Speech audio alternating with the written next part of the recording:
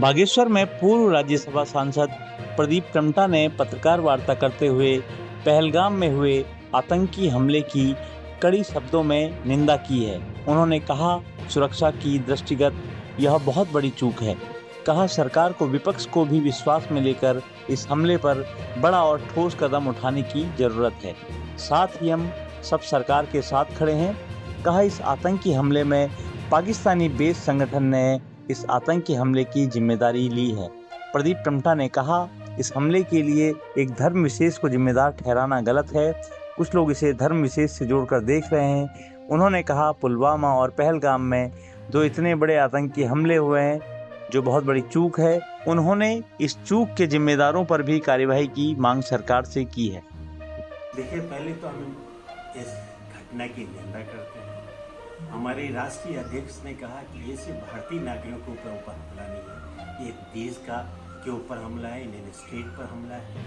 और हम इस समय में कोई दूसरा सवाल नहीं उठाना चाहते। हम सरकार के साथ हैं, लेकिन सरकार को, प्रतिपक्ष को भी कॉन्फिडेंस में लेकर के कड़ी कार्रवाई करनी चाहिए, क्योंकि जिसने हमला किया है वहाँ की ओर से आए पाकिस्तानी बेस संगठन ने अपने ऊपर जिम्मेदारी ली है। लेकिन दुख के साथ ये कहना पड़ा, जब हमला असली परपेचुएट पर होना चाहिए, जिन्होंने आतंकवादी घटना को अंजाम दिया, जिन्होंने उनको लॉजिस्टिक सपोर्ट दिया, पार जो सीमा पार उनके संरक्षण है, उनको कहते हैं संरक्षण देने वाले।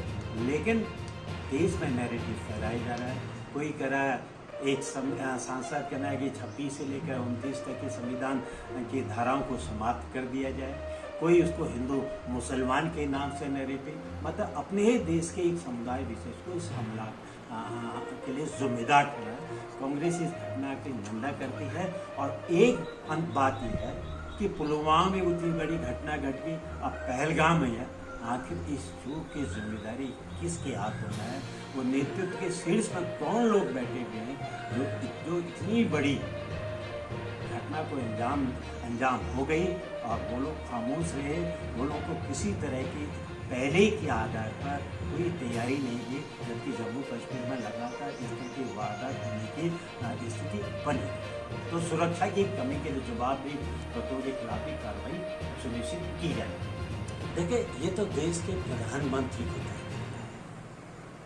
हम कांग्रेस ने कहा है कि देश के प्रधानमंत्री की सारी सूचनाएं हैं, कौन इसके लिए कौन हैंडलर है, कौन इसके लिए जवाब दे हैं।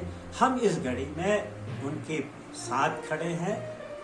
उनको जो भी स्टेप लेना है, हम उनके साथ खड़े हैं। वो क्या कार्रवाई करना चाहिए, क्योंकि सिक्योरिटी का मामला होता है, हम एडवाइस नहीं कर सकते हैं। हम सिर्फ इतना कहें कि देश को कॉन्फिडेंस में लिए गए, कड़वी कार्रवाई करनी चाहिए और देश में इस तरह का नैरेटिव न फैलाए जाए, जिससे कि हम अपने ही क्षेत्र के लोगों के खिलाफ, अपने ही देश के वर्ग के खिलाफ घृणा और नफरत की राजनीति को। देवभूमि जन हुंकार समाचार के लिए बागेश्वर से मैं सीमा खेतवाल।